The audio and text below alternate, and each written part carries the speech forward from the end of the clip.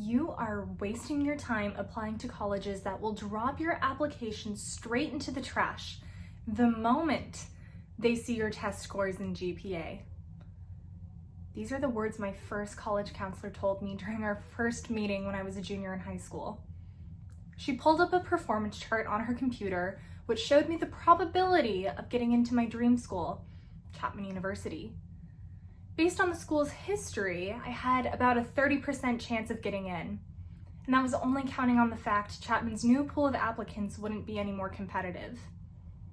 She told me I had to settle for less.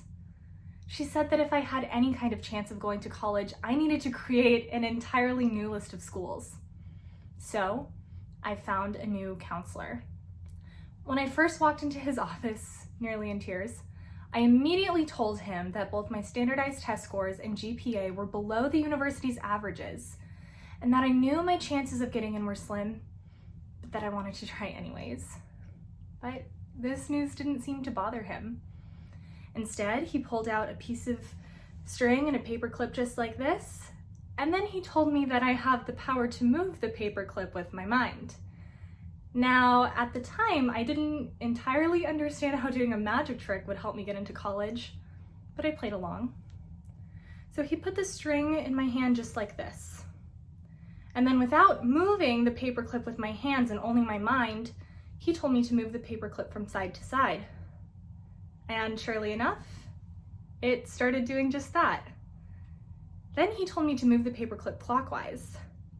And within a matter of seconds, the paperclip changed its course again. No matter which way I told the paperclip to move, it obeyed. My counselor then looked at me and said, "You are in more control over your life than you realize." If I wanted to get into Chapman, I had the power to make that happen. But this new power still came with challenges. This lesson didn't magically boost my GPA or unveil a shiny new test score. In fact, I still took the ACT 2 more times after this meeting, and I didn't improve at all. I also bounced around from tutor to tutor trying to improve my grades, but my efforts weren't working there either. My counselor also rushed me to apply early action to all of my schools, just so that way I would have the chance of being deferred into the spring application pile in case I wasn't immediately accepted. But with so much little documented success, it felt like all of my efforts to strengthen my application were failing. And frankly, they were. In December of my senior year, I immediately received 2 rejection letters. As I waited for my email from Chapman, I already anticipated that 3rd rejection coming through. I wondered if my first college counselor was right. Was I so foolish to think that I could get into my dream school? Was I wasting my time? I seriously considered the possibility of applying to other schools once spring rolled around. Then a few weeks later, my Chapman email came through. And through the message in my inbox, I could only focus on one word: deferred. It wasn't a yes, but it also wasn't a no. This moment changed something in me.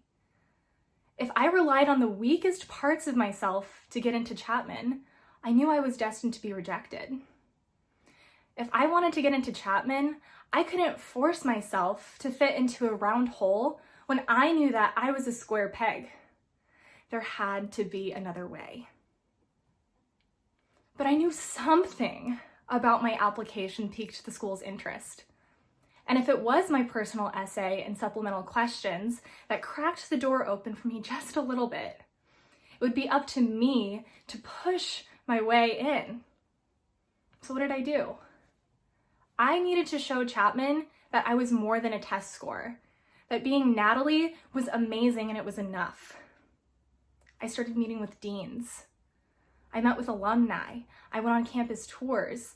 I met with my college counselor to continue to strategize how I could get into Chapman.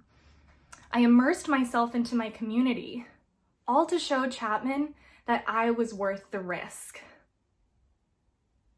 In March of 2015, I finally received my acceptance letter from Chapman University. And not only did I receive an acceptance letter, but also a $108,000 scholarship to help me complete my higher education at the university of my dreams. Fast forward 4 years, and I walked my graduation stage with summa cum laude honors, and I was presented with the Dean's Award of Excellence for graduating first in the School of Communication. This rapid transformation of me suddenly becoming a well-performing student seems quite strange, doesn't it? That maybe I was just an exception in the world of academic success. Or was I just a late bloomer? Actually, it's quite the opposite. A 2-year study conducted by economic scientist Dr. Stephen Jerstad revealed that there was a declining correlation between student standardized test scores and student success at college. In fact, students with lower standardized test scores outperformed their peers during their first year in college. And it's because of this finding that Chapman will now make sending in standardized test scores optional. Now, I realize most of the people I'll be reaching here today are well past worrying about getting into college or even taking a standardized test. But what I want to emphasize is what this new data about student success in college is really telling us. People that are underestimated overperform. We, the underdogs of the world, we recognize that we're starting a race 10 steps behind everyone else. And through resilience, we find a way to not only catch up, but to propel ourselves forward. And our path to success might look a little different than everyone else's. Maybe we've had more roadblocks or higher mountains to climb. Maybe we were turned away when others were welcomed in. But it's because of these obstacles that we're more prepared for our next journey. It's because of these failures that we become more skilled, resourceful, and capable. It's because of these failures that we are no longer intimidated by the idea of failing. And living a life without the fear of failing is invincibility. There's a saying I've become quite fond of. When one door closes, knock again. That's how doors work. I believe that we are tested by the no's in our lives. And when we get told no, our first instinct shouldn't be to run away to find a new door to open. No. We need to stay, and we need to figure out how we can change that no to a not yet. I want you to imagine a world where we didn't take no for an answer, or stop ourselves from going after something that we really care about because we've already convinced ourselves that we'll be turned away from it. What if, instead of shying away from applying for a job that we feel underqualified for, or refrain from asking a promotion when we don't check off all the boxes, that we just went ahead and tried anyways? And if we get told no, what if we just ask how we can be better the next time an opportunity presents itself? Our world and how we know it is continuing to change all around us every day. Standardized test scores are now becoming a less relevant part of the college admissions process, and I'm a small part of the reason why. But this study didn't exist when I was in high school. I had to do the work when the system didn't work for me.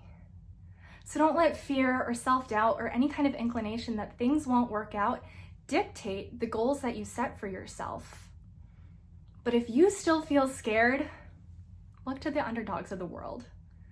We are experts at finding a way to open a door that seemed locked forever. I want you to remember the paperclip on the string. I hope you go home and make one. Keep it by your bedside or in your pocket and take it out when you feel defeated.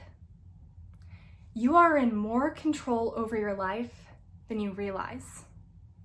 Just because our dreams may be delayed does not mean that they will be denied. Thank you.